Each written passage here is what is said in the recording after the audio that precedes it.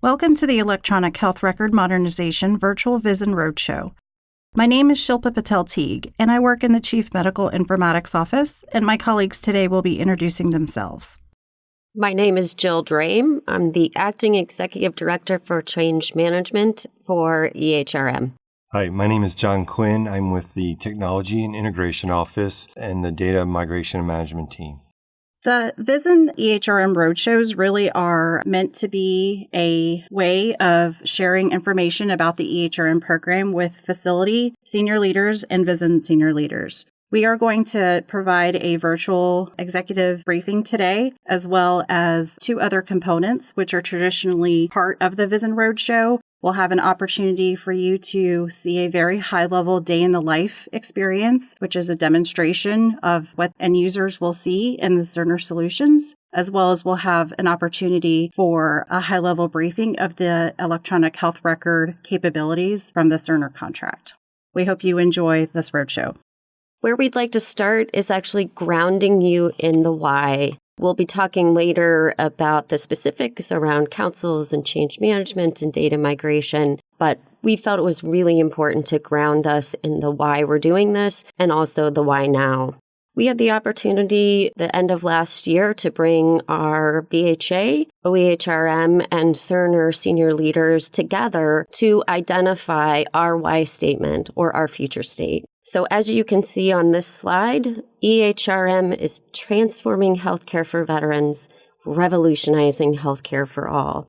Associated with that why statement are really three main tenets, which, as you can see on the slide, but certainly part of that is maintaining the quality of care and hopefully improving our quality of care, moving to a modern platform. Also, we want to make sure through this process that we remove barriers for all of us who serve veterans and to make us all as efficient and effective as possible in the delivery of our care. And last, but certainly not least, is continuing VA's long tradition of innovation and being leaders in the healthcare space.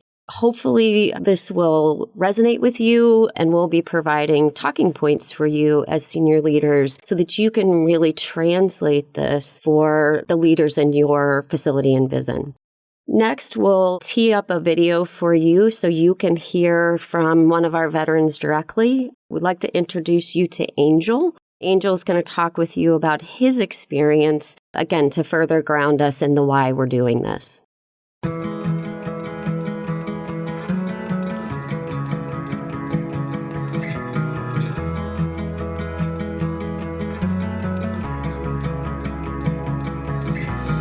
Veterans and their families know the price of freedom, a price that can be seen inside VA medical facilities. VA is honored to serve the men and women who bravely wore our nation's uniform. Our care teams take great pride in providing quality care to more than 9 million veterans nationwide. From Palo Alto to San Antonio to Boston, at every visit, veterans expect and deserve quality care supported by the best technology. To continue delivering a high-quality experience, our clinicians and staff need a modern technology platform that provides improved access to each veteran's health record. As part of VA modernization efforts, we are modernizing our electronic health record, building on the tradition of innovation we began decades ago when we developed one of the world's first electronic health records, Vista. We are embarking on one of the largest government transformation efforts ever undertaken, implementing a commercial, state-of-the-art electronic health record that will deliver full interoperability with the Department of Defense and community care providers, enabling a seamless experience for veterans. Let's hear the story of Angel Lugo's experience in a VA medical center just last spring. Angel served more than 30 years with the United States Army. Tank gunfire and vehicle and aircraft noise from overseas tours led to severe hearing loss. Sadly, he can't always hear when he's in meetings or spending time with his grandchildren. He receives DoD and VA care and recently had an audiology exam at a DoD facility, but VA had no record of that exam, so Angel had to come back for another one. I had a hearing exam the month prior at one of the military facilities, but when I went to the VA, they did not have that on record. I told them about it, but we had to have another exam. Certainly, it's not always easy to remember everything that's happened to you in your life. Certainly not when you served overseas, you served in austere areas, served in combat. You don't remember everything that happened, all the care that you got. You were focused on the mission. The continuity of care is very significant to the quality of care that veterans receive. Look, I'm a soldier for life. I know I'm going to be needing care for the rest of my life. Whether I get it in a DoD facility or I get it in a VA facility, I want it to be the best care. I want the providers, the clinicians, the physicians to have my entire record without me having to bring it up and recollect what happened in my career. Electronic health record modernization will help make experiences like Angel's a thing of the past. No veteran should have to carry paper records between VA facilities or explain to a new doctor why they can't receive an MRI or a certain medication. That can lead to inconsistent care and medical errors, and we cannot let that define the care our veterans receive. Electronic health record modernization will finally give VA providers seamless access to a patient's entire health record. And electronic health record modernization will usher in a new age of health data analysis at VA, cutting-edge analytics that will provide caregivers with actionable decision support tools to improve patient outcomes. VA's new electronic health record will push our veteran-centric approach further, giving our providers and frontline staff immediate access to the comprehensive patient information they need when they need it. Veterans paid the price. We have our freedom because of servicemen and women like Angel. They did their job, and we are going to continue to do ours. Let the next chapter of veterans healthcare begin.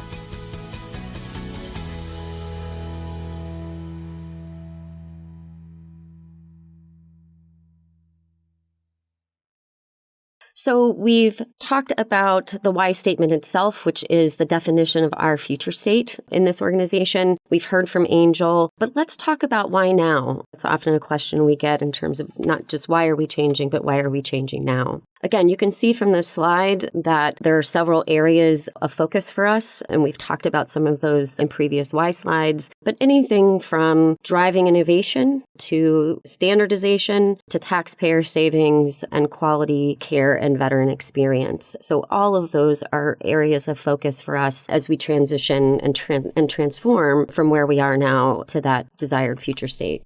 We did establish early on electronic health record modernization guiding principles. This is what guides us, all of us, no matter what role we play in our decision-making process. I'm not going to read all of these to you, but there are a few that I will highlight in particular. You'll notice one of these guiding principles is the flexible and open single enterprise solution. We often get asked in many forums the idea, do we have one seamless record? And again, this is a goal and a guiding principle as we move forward with EHRM. Another is designing a veteran-centric system that enables full veteran engagement in their care. Extremely important to us as we partner with our veterans in their care. And another one I'll highlight on this slide is standardized clinical and business processes. So again, you can see all of those that are up here, but this is what guides us as we make our decisions. The Office of Electronic Health Record Modernization, organizationally, our organizational alignment is depicted on this slide. Our office executive director, Mr. John Wyndham, reports directly to the Deputy Secretary of the VA. We work very, very closely with both the Office of Information Technology, OINT, and our colleagues in the Veterans Health Administration. Under Executive Director of OEHRM, we have three major subpillars. We have the Technology Integration Office, TIO, which is currently led by Mr. John Short. We have the Program Management Office, which is currently led by Mr. Wyndham. And we have the Chief Medical Office, which is currently led by Dr. Laura Krupa. The functions that are currently led in TIO are very similar to what is traditionally housed in the Office of Information Technology. And as such, we work very, very closely with the team in OINT. Similarly, on the CMO side, we work very closely with the Veterans Health Administration.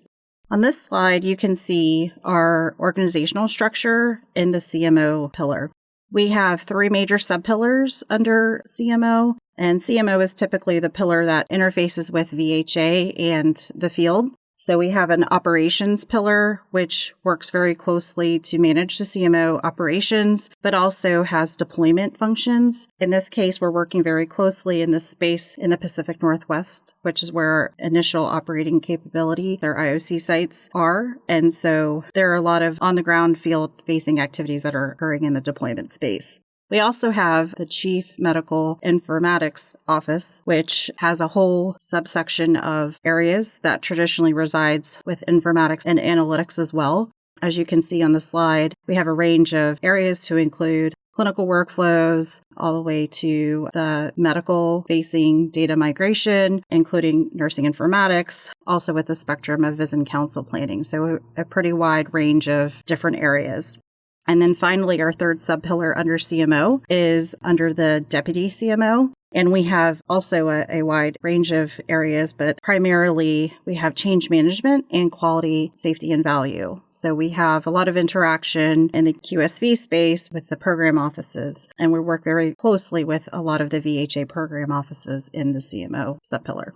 One of the most common questions that we get in the EHRM space is, when is my deployment window? This is a question that is on the minds of a lot of our end users as well as our field leaders. The deployment timeline that's indicated on this slide is subject to change, but is what we know as of right now. So our IOC locations are in Puget Sound, Spokane, Washington, and with the West CPAC. So you'll see the depiction on the left side of the slide where VISN 20 is our first VISN to be in the implementation window. And the subsequent slides shows implementation starting that have already kind of activities that have already kicked off in 2018 and go all the way until the last VISN, which is currently VISN 23 and noted to begin in the 2026 timeline. We do have some overlapping VISNs, and we will, of course, take lessons learned from every prior VISN and apply those to the following VISN. Hi, my name is John Quinn, and I'm a VA employee from the Technology and Integration Office Data Migration Management Team. I'm going to spend the next few minutes discussing some highlights about migrating VISTA data to Cerner's electronic health record, Millennium. As VA migrates data to Cerner and starts entering health data in Millennium, it's really important to remember that VHA continues to own its data just like we do today. Our data migration and management team has been working with the Chief Medical Office team to identify the most important data. We call these data domains to migrate from VISTA. There's a list of the data domains at the bottom of the slide and includes domains such as problem list, allergies, progress notes, vital signs, and radiology reports. How is VA migrating VISTA data to Cerner Solutions? Let's start by describing major components in the process. The box on the far left represents all the VISTA systems and all the VISTA imaging systems in operations today. There are 130 VISTA systems supporting CPRS for all of VA's healthcare facilities. Focusing on VISTA first, VA set up a copy for each VISTA system. This real-time copy is called a shadow set, and each VISTA system has a shadow set located at the VA Austin Information Technology Center. The VX130 process in the large gray box under Austin, Texas, is the VISTA extract software and database the VA developed. VX130 works against the VISTA shadow set only, so there's no possibility of negatively impacting either CPRS or its associated VISTA system supporting your medical center or clinic. The truck you see in the middle of the slide, going full blast, it represents the transport of all the VISTA data VX130 has been collecting. So to illustrate, we can do this with outpatient pharmacy. The VX130 is collecting outpatient pharmacy data entered in VISTA from the very first record entered, back in the 90s until today. The VX130 has collected so much data that makes better sense to make a temporary copy on an encrypted portable disk and ship it or truck it, as the slide shows, to Cerner's Kansas City data center. The portable disk VHA's data will be restored to the Kansas City VX130 system, and then Austin VX130 and Kansas City VX130 will stay in synchronization as the Austin VX130 captures data changes. These are inserts, deletes, updates. Basically, you're using CPRS made in VISTA and sends those new and changed data to Kansas City. The next important step is for VA to send the VX130 data to Cerner Healthy Intent through a service. Identified on the Cerner Healthy Intent box, the Cerner team will then transform and normalize the VISTA data from all 130 VISTA systems into one patient longitudinal record. As each VA medical center nears their go-live date for Cerner Millennium, Cerner staff will migrate your patient's data from Healthy Intent to Millennium. Although I've been discussing Vista data migration to Cerner, it's important to note that VA's also asked Cerner to export data from Cerner to CDW, the corporate data warehouse, for VHA's reporting, analytics, and research requirements. For imaging migration, which is on the bottom of the slide, Cerner will migrate radiology and diagnostic images currently stored in Vista Imaging to Cerner's vendor-neutral archive platform, which is known as Care Aware Multimedia, or CAM. To summarize, VA is migrating data to Cerner to ensure veterans do not have to retell their story as VA transitions from CPRS to Cerner Millennium.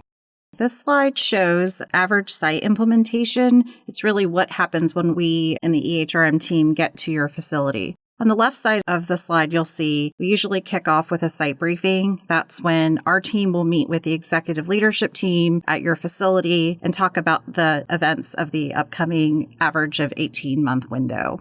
We have a series of events that are happening, one-time events, if you will, that are happening right now at the IOC sites. We had a model validation event that occurred in August of 2018, and we had national workshops begin in the fall of 2018. And so those events will not repeat, but this slide just shows what we're currently working with as our timeline with the IOC sites.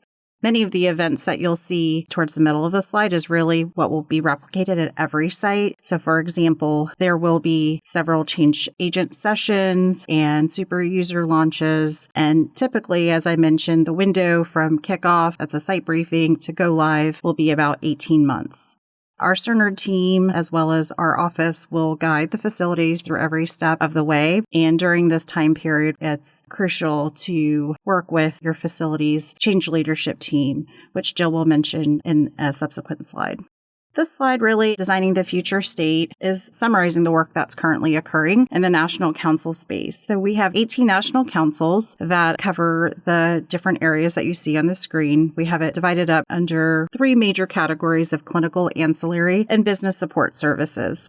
The national councils really exist to define what the enterprise-wide workflow standard will be. And we are adopting commercial workflows for the most part, but in our VA space, we know there are certain nuances that we want to incorporate in our end user experience. So really those conversations happen at the national council level. Our chair folks of the national councils are in many cases program office leads, as well as some field experts, and we'll talk about them in a subsequent slide. The majority of the decisions are being made in the national councils. However, based on every VISN and every facility, there will be opportunities for discussion on perhaps meeting those regional regulations and those discussions that might be dependent on staffing variances and such, which comes the VISN space. So we do have VISN councils that we're currently in this working with the VISN 20 team on establishing. Those VISN councils mirror the national councils and are really built to help with those facilitating those discussions that are specific to every VISN. Also, there are activities that are happening at the facility level. There are local workshops that occur, and at those local workshops, there's education and some local decision-making. For some reason, if there's a deviation that needs to occur from the national standard, those recommendations can come from the facility via the local workshops. And so roughly 10% of the decisions we expect to be made at that facility level. It really is that last mile integration where the minor configuration items are coordinated with each facility. And again, it's very important that we work with your facility leadership team as you've designated via our EHRM liaisons and our change management team to determine what those deviations may be. Our national councils really are composed of both a good mix of field and central office representatives. I'm really happy to say that a lot of the work that we're doing is really a nice balance between that field and national members. As an example, a lot of our national program office leads are either council chairs or representatives on our national councils. So we are working in close collaboration with those offices. We do have representation from every VISN on our national councils. Also, we are working very, very closely with Cerner as experts to give us guidance on the decisions that we're making and facilitating those discussions at our national councils. And as I mentioned earlier, we have structures currently established beyond the national councils at the VISN council level and discussions that are facilitated at the local workshops to occur if there are decisions that need to be escalated and specific to a specific area, but also in between the national councils, if we don't have resolution and we need to have a discussion with executive leadership, either in EHRM or in VHA, we have a governance structure that national council decisions can be escalated to. We have interdisciplinary members on the councils, and so we have a variation of disciplines that are also a part of our national councils. You can access a link in this PowerPoint to see who from your facility or VISN may be a member of our national council, either as a member, chair, or consultant. This slide shows currently our 18 national council chairpersons and the number of members each national council has. We also have consultants, and again, the time commitment for these members and consultants can vary, but it is a pretty significant time commitment that requires a memorandum of understanding with each facility leadership and or VISN leadership team to have a member of their staff participate in our national councils. One of the most frequent questions our office gets is, how will the EHR implementation impact veteran access? And our office realizes with any commercial EHR implementation that access is typically something that is a factor. And we have from the get-go realized that and partnered with a number of VHA program offices to determine what things we can discuss now to help those conversations and discuss strategies for mitigation. We are partnering currently with the Office of Connected Care, the Office of Community Care, the OVAC Office, the Access Office, Office of Primary Care, and other leaders, particularly in our IOC sites in VISN 20, to talk about what the impact will be on things like staffing, productivity, scheduling. As we train our staff, what kind of impact will there be on provider workload and impact to their schedules as they typically would be seeing patients. And so we are looking at a number of areas and discussing this. We're having conversations about possible scheduling modifications that might need to be made. Also looking at interim staffing conversations, telehealth solutions. And so really working through this. It's a work in progress, but wanted to make sure you are aware that this is something that is on our radar, and we are working with a group to work through solutions so that as any VISN is in their implementation window and during their go-live period of time, we have strategies to propose and assess to minimize veteran access impact. There are a few areas I'd like to highlight on this slide, but let me do some level setting first in terms of what we mean when we talk about change management. I did not realize that change management has different definitions, so let me define it here so that we're all speaking the same language. So from our perspective, change management is a structured process and set of tools for leading the people side of change. The intention when you lead the people side of change is toward a desired outcome. And from an EHRM perspective, that desired outcome is successful user adoption. So just wanted to make sure we're all on the same page in terms of what we mean when we say change management. We have adopted inside VA the ProSci methodology for change management. And as you can see here, there are 5 sort of stages associated with this methodology. Oftentimes what we do when we start to implement around change management is we go directly to training, or, and you see on this slide, the knowledge component. But as you notice, there are 2 areas in front of or before knowledge or the training component, and that's awareness and desire. Part of that awareness building we've already talked about in this virtual roadshow, which is the why. So we really want to start with grounding all of us in the why that we're doing this and the potential benefits. But it really is the vision or the future state, and just making sure you as leaders and the staff are aware of what electronic health record modernization is, as well as the why we're doing this. And then we also want to do some desire building, which is to get people excited about the prospect of what EHRM will bring us. And oftentimes answer one of the biggest questions for staff, which is, what is this going to mean to me? What's the impact to me? So through this roadshow, as well as other activities, we want to equip you as senior leaders to be able to talk with staff, make the translation for staff, and interact and engage staff with what's to come in terms of EHRM.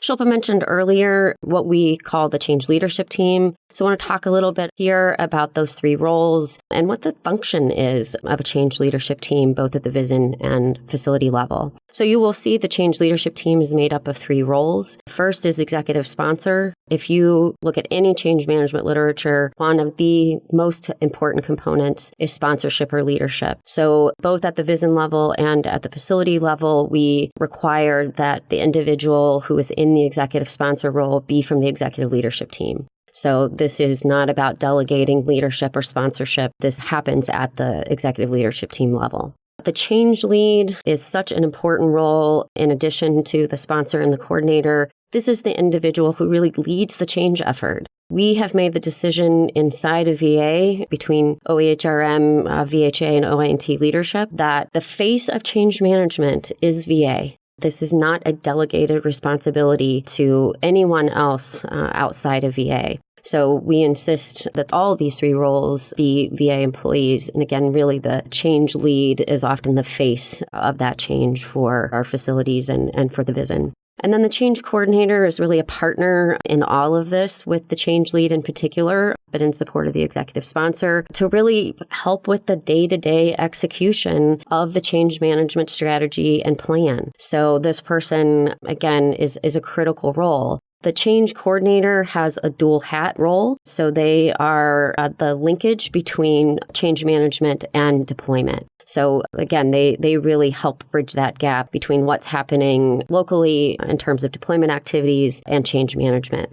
Now, I'm sure you have been paying very close attention during this virtual roadshow, but if you have started to multitask, which again, I'm sure you have not, I want to draw your attention back to us because the next couple slides are ones you'll want to pay particular attention to. So as of January 2019, on the next three slides, you will see who has been identified as the VISN executive sponsor, change lead, and change coordinator. And you will also, there is a corresponding executive sponsor, change lead, and change coordinator for every facility. So again, executive sponsor is someone out of the executive leadership team. Change lead, we are finding with our IOC sites that typically having somebody with some clinical background and experience is very helpful. Not necessary, but tends to be very helpful. So we would ask every VISN and facility leader to stay connected with who your VISN and facility change leadership team are. They're getting lots of information on a regular basis. We have a monthly community of practice call for our VISN change leadership team where we cover all kinds of things that are happening in the change management world, communications, CMIO, all kinds of deployment. So all kind of areas that we cover and share lots of information. So these folks are an incredible resource in what's going on in the EHRM space. One of the things that we thought would be very helpful, these roadshows are incredibly helpful in grounding us in terms of what's happening with EHRM. But again, we want to equip those change leadership teams to be able to be an extension of the change. So we've done a couple things to try to do that. One is prior to all of the VISN roadshows where we're going out VISN by VISN is making sure prior to that the change leadership team feels equipped and ready in terms of what's coming. So we've been calling those awareness briefings. We conduct the roadshow at the VISN and then post the VISN roadshow, have an awareness briefing partnered with the change leadership team for our managers and supervisors. Our managers and supervisors are an incredibly important component of awareness and desire building in our facilities and in the VISN. So what we don't want to have happen, maybe I should state it in terms of the positive, what we do want to have happen is we want our managers and supervisors, if a staff member comes to them and said, I'm starting to hear about this EHRM thing and Cerner and what is this and how is this going to impact me? We want our supervisors and managers to be equipped to say, I know what that is, and here's what I can tell you now, and here's how I know where we can go to get additional information. So as much as possible, we're trying to equip our supervisors to be that voice, and our employees can go to them and know that they'll get accurate information. Let me transition briefly to talk about training. I know that that is on people's mind in terms of what that's going to look like and what does that entail. So let me talk just a little bit in terms of how that's going to look from our perspective as we know now. So we do have end users. So anybody who's going to touch EHRM is considered an end user. I'm not going to go into detail about super users today, but just make reference to super users. Super users are in the Cerner world are very similar to what they are in VA world currently. So they're individuals who have both enhanced training experience, who can support pre-go live, go live, and post-go live at our facilities. But also they tend to be kind of early adopters of technology and excited, highly respected individuals who can help our staff through this process as we move to EHRM. And the last are providers. There will be additional time and attention to our providers in terms of training so that we make sure that they feel prepped and ready once we go live. There will be a blend of a training approach, some CBTs or computer-based training, but the majority of our training happens as instructor-led training and also self-paced training, which allows open lab time where our employees, our end users can come in and practice, proctored by both Cerner staff and super users, and have the opportunity to go through scenarios based on their particular role. I'm going to talk on the next slide about what the learning model looks like in terms of graduated levels of training. So let's transition to that slide.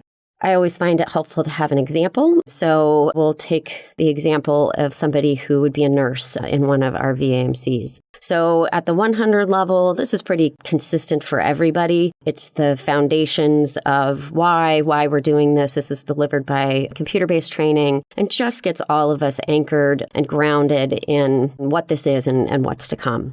At the 200 level, if I were a nurse, again, majority of this will be instructor-led. And this is just going to give me the foundations of what the solution looks like. It doesn't matter where I practice nursing in the facility. That doesn't matter. That'll come in the 300 level courses. But this is the opportunity to understand sort of the functionality. We get into workflows and specifics when we get to the 300 level courses. So you'll notice now at the 300 level, we're into specialty workflows. This is where if I'm in the ICU or if I'm in the ED or if I'm on the med-surg floor, what my life looks like varies depending upon that role. So we take the time through our end user training to really help our staff with the specific role that they have, the specific workflows that apply to them.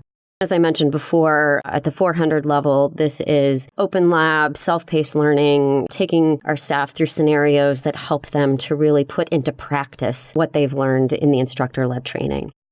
Often get the question, what does end user training look like? When does it happen? So on this slide, you can start to get a sense of when we start enrolling our staff into training, when we start some of the 100 level courses, when super user training comes along. But most people notice on this slide that end user training takes place starting 7 weeks prior to go live. So no matter how many employees you have in your respective facility, you'll be sending those employees through end user training really close to our go live time. Again, most of the question we get is how exactly am I going to do that? And we'll work closely with you as leaders to do that. But the idea is that we can't teach and train our staff 6 months prior to go live and then expect them to have retained that when it's time. So as close to possible to the go live time, that's when end user training takes place. And last, in the training space, let me talk about our VA Innovative Technology Advancement Lab, or VITAL. Unlike end user training, which if you touch the electronic health record modernization system, you will receive end user training specific to your role. VITAL is really intended to be graduate level specific training for many of our functions in the facilities, but is really targeted specifically to our informatics and analytics community to really give them the knowledge and skills that they need to optimize the capabilities. So beyond getting end user training and understanding how to use the system so that you can perform your day-to-day job, which is incredibly important, we need to train a cadre of staff at each of our facilities to be able to optimize the system that we've purchased. So you'll notice here there are 4 sessions taking place over a span of time. Session 1 and Session 2 taking place prior to go live, and Session 3 and Session 4 after go live. We want our vital participants to have had end user training when they really start to learn to optimize the system. There are virtual checkpoints all along the way, and we're really creating a community for those who we send through this training and who have the skills and experience that we need to optimize the system moving forward. It's really important that we provide you with some areas and locations and regular cadences of when we can connect with you and you can hear frequent updates about the EHRM efforts. At the National Leadership Council, frequently, almost monthly, EHRM updates are provided. And so the network director team, as well as several program office directors, are kept abreast of the latest with the EHRM program. The VISN Chief Health Informatics Subcommittee, the VCHI group, is one area that is near and dear to my heart. I've been the co-chair for the past 5 years, and that's an area for sure that we frequently talk about EHRM updates, particularly in the space of informatics and analytics. The Field Health Informatics Council is a monthly forum where a lot of your informatics and analytics leaders frequently attend, and there are periodic updates on those calls. The Clinical Application CAC and Health Informatics Specialist calls nationally are held monthly in another location where regular updates are given. As Jill mentioned, we have EHRM VISN COP calls where all of the VISN executive sponsors and the change leadership team members attend, and, really the best forum to hear updates, the full spectrum of areas in our office. And then many VISNs have established EHRM-specific calls to determine what they can do now, regardless of where they are in the EHRM deployment window. There's certainly activity that can occur now in preparation of EHRM deployment. Areas that we really haven't had a chance to cover today that I really wanted to briefly touch on is that our office continues to work very, very closely with the Department of Defense. And so we are working with them and taking lessons learned from their experiences with their EHR deployment and applying those and conversing on impact in the VA. Probably the most frequent question we get is, what are the staff responsibilities for my team members in informatics and analytics, and how will that change? We are having conversations with our Cerner colleagues in that space right now. And so we are focusing our efforts primarily in the efforts of informatics. So the clinical application coordinator, how their functions may change. The most common question I get is, will we have a need for the CACs in the future? And the answer is yes. We do not expect any CAC to lose their job. However, their role may change. And so really defining what that change looks like is what our efforts are focusing in on. And we will follow up with some of the analytics roles that frequently reside at the medical center as well. Other locations where you can find information about our program, our intranet site is listed here. We have our internet site, as well as a mail group, the OEHRM questions mail group, where you can send your questions specific to your facility VISN. Anything you might ponder upon, you can send or utilize any of these resources. They are frequently being updated, so feel free to use those. What can the facility and VISN leaders do to support EHRM? All of you have a very unique role, and our successes of change really rely on you as a leader and how we can work together to make this implementation very successful. As executive leaders, you're responsible for championing the effort and the vision of the EHRM initiative throughout your respective facility and VISN. And so we recognize that your staff really do want to hear certain messages and information from you as you set the tone for the transformation. And this truly is a massive transformation. You will see in the demonstration that accompanies the virtual roadshow that there are literally impacts in almost every area in your hospital operations. And so with this massive transformation, we really need your support to set the tone and help cascade the messages that we're trying to deliver today in this roadshow. You know your VISN and facility best, so you can help us with anticipating those areas of resistance and negativity, and let us help you get in front of that. So by conversing with our team and giving us that feedback, we can help you with helping us in our initiative together. And we know that every VISN and facility is a little different. So again, we're here to support you and work with you on how to best support your respective implementation. Really, our call to action in our last slide we wanted to touch on today is, as executive leaders, you really are critical to the process. As far as EHRM updates go, staff should know that they can come to you for the change. So we would appreciate if you could take the key messages from this presentation today and speak to the massive transformation that our organization is embarking on with this transformation, and let them know that you are supportive of this change. We talked about a lot of reasons why our office and the VA has chose to set upon this journey. And we talked about that why story, and hearing Angel's experience earlier today hopefully conveyed that. But let us know how we can help tailor the message with your personal endorsement to, depending on the audience, to make sure that they understand how the EHRM initiative really impacts their space and what is the why, and make it applicable for them. Another area that we feel very important upon about how we can elevate the awareness of EHRM initiatives is by adding EHRM as a standing talking point on your agendas and meetings that you hold with your leaders. So just keeping it on the radar every month or quarter, having the discussion at your VISN Executive Leadership Committee, as an example, is a practice that a lot of network directors have taken, where they have their executive sponsor and change leadership team routinely give updates to other leaders on what developments the EHRM has for that respective VISN is something that we've seen as a best practice. And so, just having that on the agenda and reminding folks that, again, there are things that can be done now is something that we feel like you can all assist us with as executive leaders. Our goal really is to have every person on site understand why we are modernizing our EHR and really what's expected of them before the go live implementation. Our office and our efforts cannot be successful without you. So we really want to thank you for your attention today. We hope this executive briefing was helpful, as well as the other components of the roadshow. We look forward to collaborations with you as leaders on our journey forward together with the EHRM implementation in VA. Thank you.